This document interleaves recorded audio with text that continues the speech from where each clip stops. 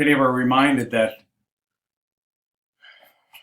Bates, Seward, and Chase were adversaries of Lincoln for the presidency.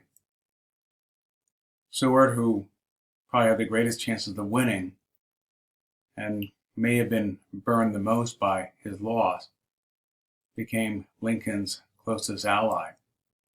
Salmon Chase would have rather have had the Secretary of State position rather than the Secretary of the Treasury, but he turned out to be brilliant in that role and was really able to create a Treasury Department that could help fund that war, helping for the Union forces to win. Edwin Bates, a man of inner conflict himself with Quaker roots and yet a slave owner. Yet these are the people that Lincoln pulled in, including Stanton, his Secretary of War. He's pulled in the most accomplished people of his age. And how was he able to take this team of rivals and turn them into a collaborative, mission-driven group? Something to continue to ponder. What school leadership lessons can be applied from this? Let's keep pondering that. And also think of a time when you were part of a highly effective team. What was this group doing? How was it successful? What did people say during meetings that helped it be successful? What did people do that helped it be successful? How did the group deal with adversity? What role did the leader play? These are all questions to ask as we review our own participation in collaborative groups. Rubin in 2002 talked about collaborative school leadership as the ability of the leader to develop mutually beneficial partnerships with faculty, staff, and parents. And so really creating a team out of these three fairly diverse groups. But also it's something that is supposed to be sustainable, that long-lasting relationship. So leadership isn't just thinking about the next semester, the next year, but how to think 5, 10 years ahead. Of course, as we look at Covey's, 7 habits of highly effective people, I look at Kouzes and Posner's, modeling the way, inspiring the vision, challenging the process, enabling others to act, encouraging the heart, and remembering what that has to add to leadership. We've seen the educational leadership standards, and nothing shocking or over the top there, and yet how to pull those all together so that they work together.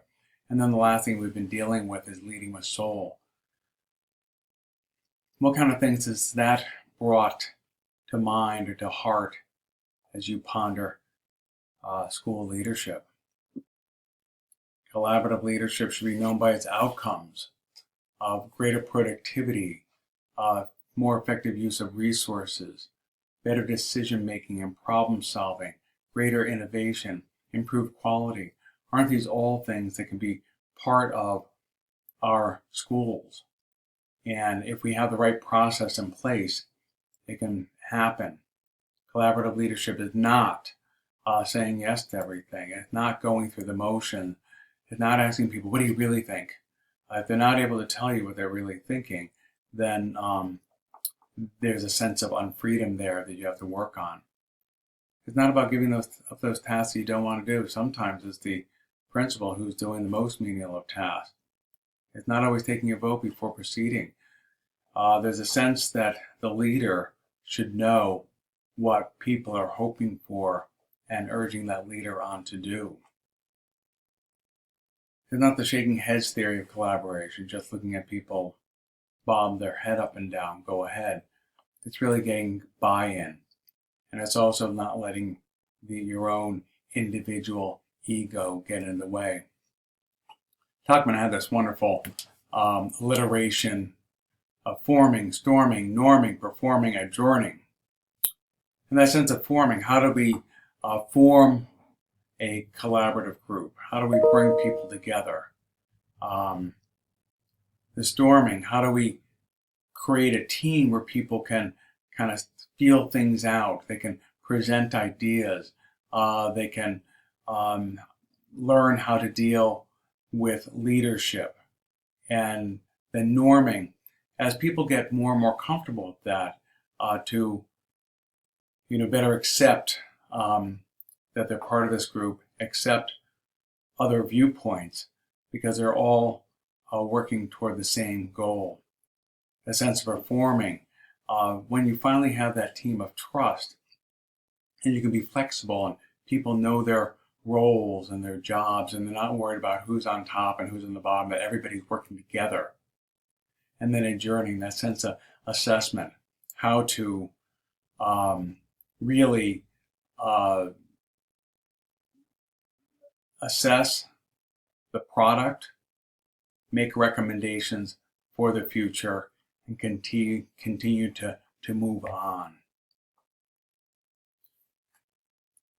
Collaboration is a culture that is built, and it's by building relationships.